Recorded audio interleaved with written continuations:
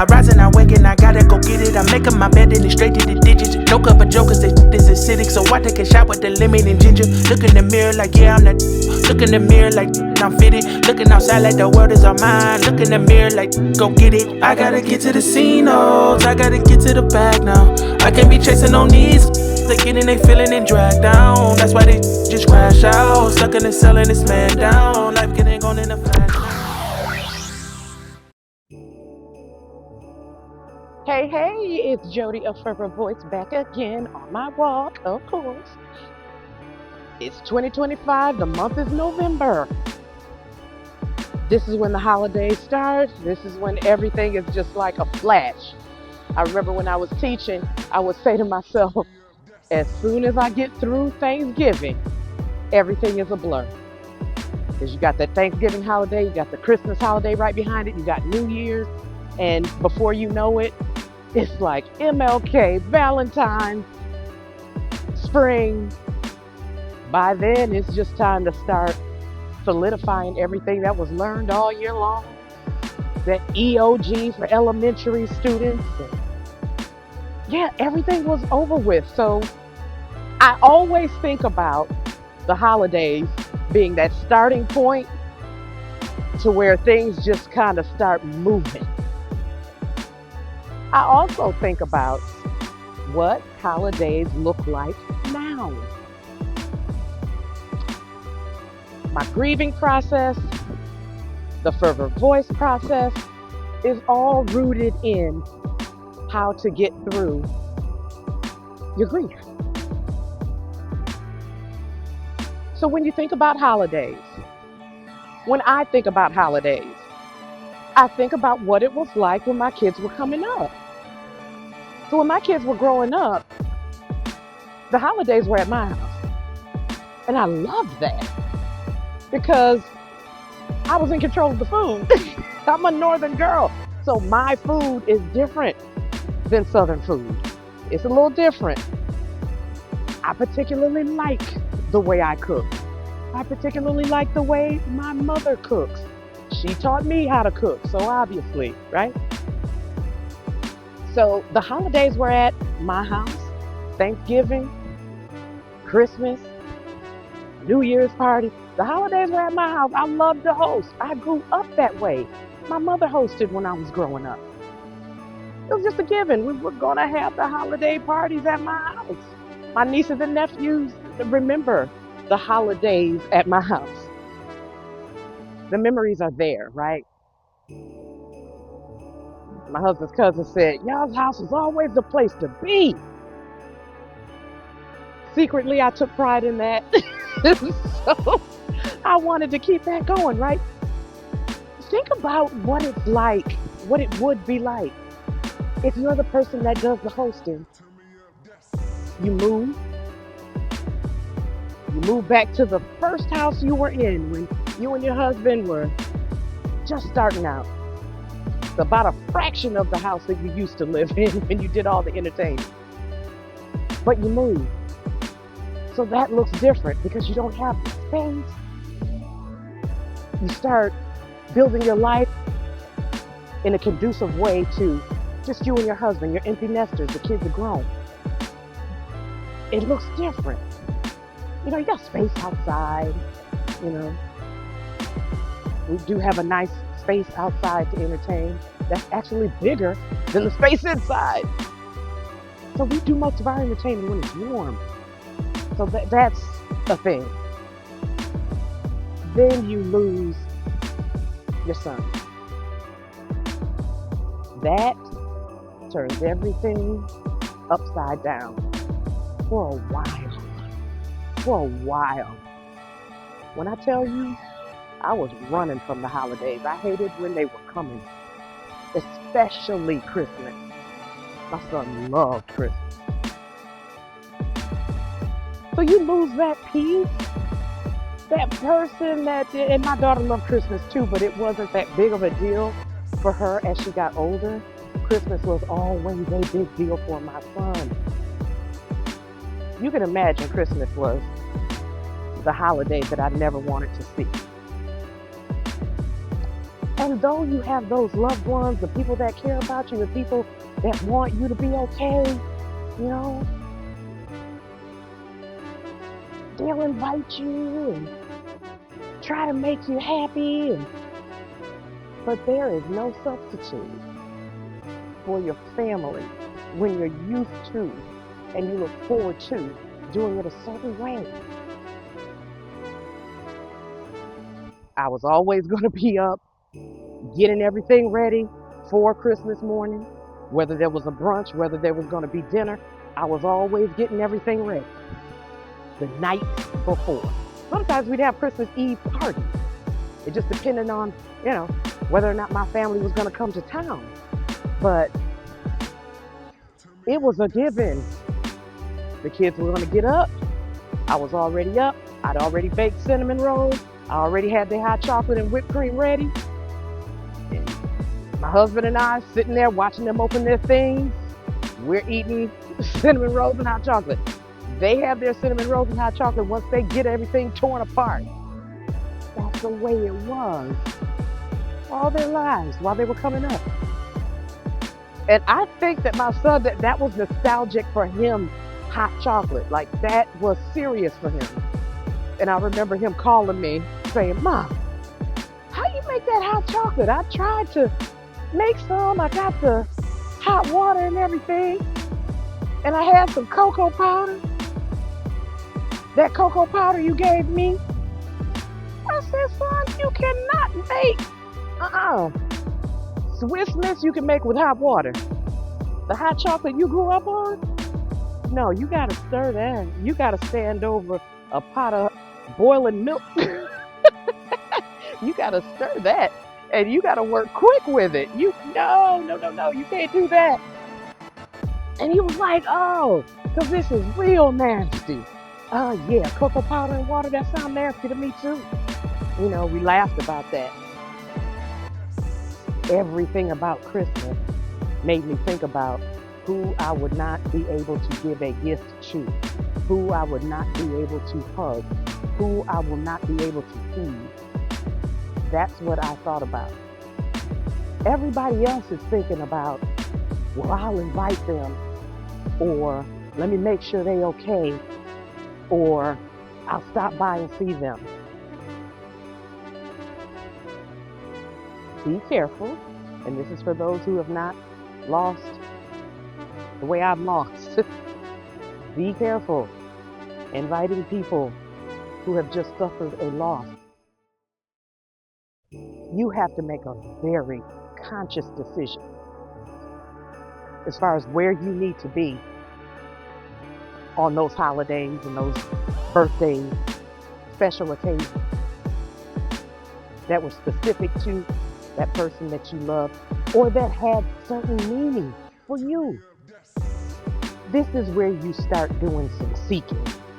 This is where you start figuring out, what do I want? Never mind what everybody else is going to think, feel, or say.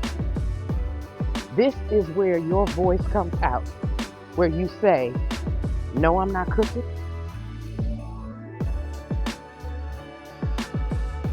I was physically sick when I went to a friend's house because they didn't want us to be alone. We went over, and to be honest, I don't remember if this was the first Christmas or the second Christmas, but we went to their house. I feel like it was the first one. We went to their house, and they have a big family. They have a big blended family. There was no way that I was going to be okay. How am I going to be okay sitting around them? How are they going to silence their joy? Why would they silence their joy? Got to understand and process that certain environments kind of trigger those heavy feelings. They have got to be in a space where it can be understood, where it can be supported. So, the important thing is to ensure that you're ready. Anecdote is coming a little late. So, anecdote. Well, my daughter was holding something, holding a little bit of a secret. And that secret was that my niece was pregnant. And between the two of them, they did not feel like the timing was right to say that my niece is pregnant. I think they were right. I think they were right. And I know they were because after they gave it some time, maybe a couple of months, maybe 1 month, I don't remember exactly how long, but after they gave it some time, I was still feeling away. But I had become a person that journaled regularly, more than once a day, that meditated, that prayed, that read. I had become that person. So, with all that I was doing, it was actually strengthening me. It was actually helping me to get to a better place. So when I did find out about my niece, I still heard about it, but not in the way that I would have been before, because I'd gotten a deeper understanding. So once I found out, I was hurt. Again, I was hurt. But I was able to deal with it much better. And my daughter had a conversation with me. She was a big part of me dealing with that. And she let me know, Mom, if someone goes home, someone is sent back to her. It's a joyous occasion. And this is a new life that's being brought into this family, which is a blessing. You can't let BJ's ascension overshadow the blessing that this family is being given. I had to think that through. Because I was just like, I don't, not right now. Not right now. I don't need to deal with that right now. No. It's too new. My daughter said, okay. I ain't gonna stop now. New world. I ain't gonna stop now. And it sure didn't.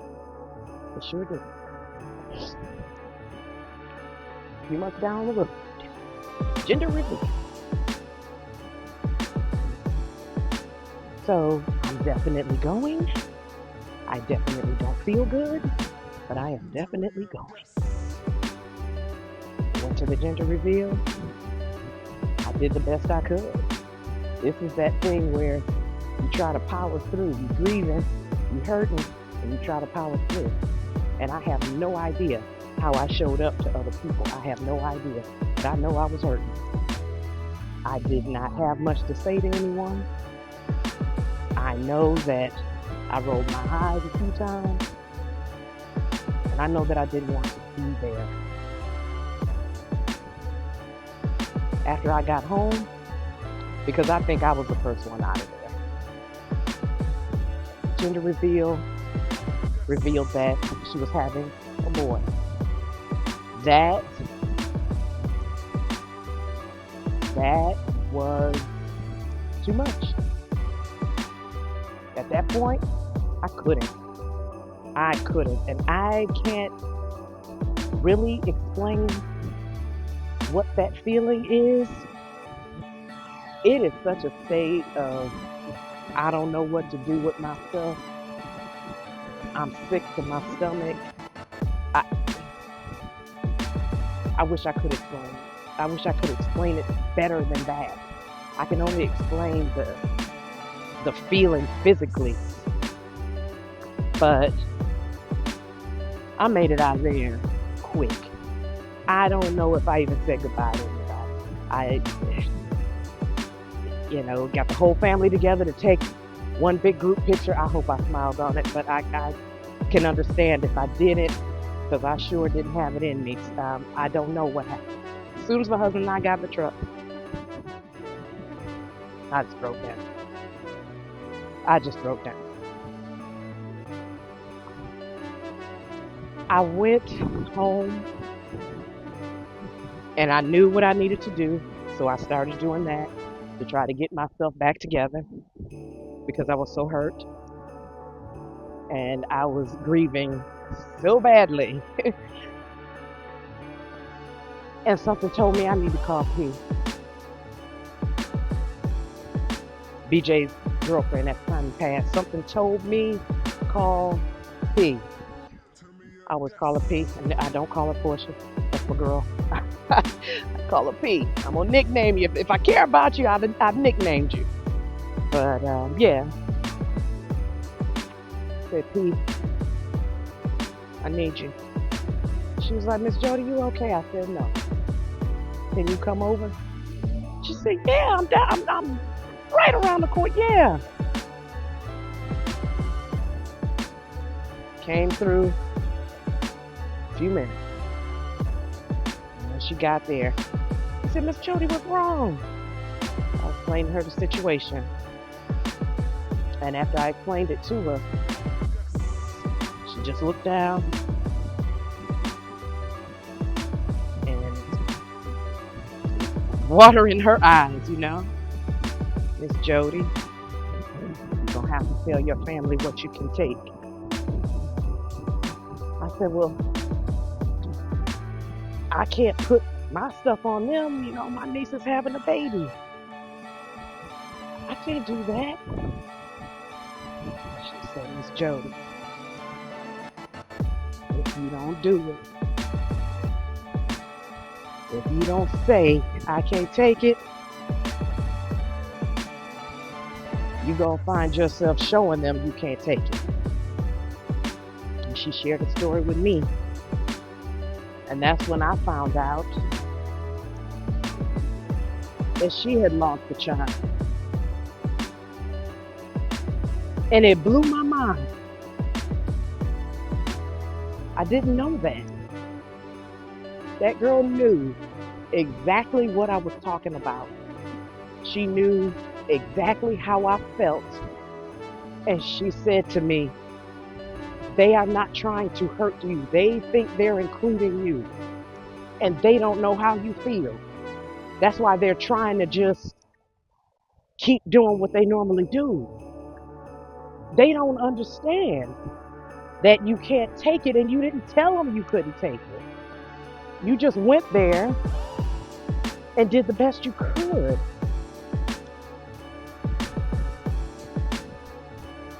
I did that too. And I won't go into the whole story, but her family was trying to support her as well. And it did not end good. It did not. And after everything happened, after that situation with her family, as she explained what she did. But she said she just exploded. She just went into a rage. She said she couldn't take it anymore. She said that's what she did. What she did was what she did. Then left. She said, Miss Jody, to this day, I don't do certain things. I don't like certain colors. I don't go to baby showers. I don't do any of those things. Because I know I can't take it. Until I can take it, I'm not accepting any invitation and going, because I know what it looks like when you can't take it, but you push yourself anyways. We were both crying. After that girl explained that to me and explained it in a way, broke it down, Miss Jody, this is what's going on. Now, I don't know how to fix it. And I don't know how to make myself feel better. But until I do, I'm not going to ruin or I'm not going to take away their joy. So understand this is not about you, this is about them. The decision that you make to deal with what you can deal with is about them. It's not about you. Because you want them to continue to enjoy themselves the way they choose. But you pushing it and forcing it is not going to do that. Not only will it not allow them to enjoy themselves, it's eventually going to make you feel guilty for what it is that you did when you were trying to push yourself. Now, I'm paraphrasing, but this is exactly what she was saying to me. It wasn't until she said that I even felt okay inside. I was just harboring guilt. I must be jealous of her. I must be. Because that's all I knew. But no, it's not that. It's not. Part of the grieving process, being able to deal with and being able to accept that other people have other things in their life that they want to enjoy. And you, or I should say me, I still have some healing to do where that is concerned. And P helped me to understand that day. So that was nearly 4 years ago. She helped me to understand that right then, because she's already been through it. But we have to understand that we all have different ways of dealing with our grief. And that's what grief empowerment coaching is all about, is acknowledging it, understanding it, working your way through it, and being empowered by it. That's the growing past it. I know now that there are certain things that I cannot handle. There are certain ways that I do explain that that's not good for me right now. That's what I should have said to the friends that invited us for Christmas. Because they were having a great time. They all had on their matching pajamas. Had I understood, had I known that this was something that was going to come about, I would have prepared them and I could have prepared myself. Brian and I could have been better suited to handle that. Because we just thought we're going to go ahead and go so we're not alone on Christmas. I don't see anything wrong with being alone on Christmas when you are trying to make your way through your stages, through your cycles. There's nothing wrong with that. We have to be comfortable with not doing things traditionally. Traditionally, we thought we were supposed to keep it moving. It's much more than that. There are layers to peel back. There are truths to be told. And there are lessons to be learned. There are behaviors to be dealt with. That all matters. Let me just say that dealing with holidays, just as P told me that day sitting on my couch, no, it's about them. You're not going so that you don't tear down what they worked hard to celebrate. It's actually about them. You not going is about you. What's the barometer? How do you know whether or not you're ready? That's a slippery slope. That's a slippery slope because you can leave the house excited about it. And as soon as you walk in the door, you can smell something and you just get sick. You literally get sick. I've experienced that too. And guess what? It's okay to stop and say, I'm not going to be all right. And let your friends, let your family, let whoever needs to know. I'm gonna have to get myself together before I can do this. They don't have to understand if they don't want to, but you said it. It's up to them to take your word for it and honor your feelings. That's all I have for you. Enjoy the holiday. I'm leaving you with this. Be careful in your grieving stages and what it is that you can and cannot take. If at any time you feel that you can't take it or that it's going south, politely excuse yourself. If you have to send a text after you've gotten in the car, headed down the road, and already gotten back to your house, that's fine. That's fine. Do that. Keep it respectful. Your people love you. That's why they invited you. Make it about you and make it about them. That's what it is. Enjoy the holiday season, y'all. I love you. Have a great one. Peace. Jody, a Forever Voice.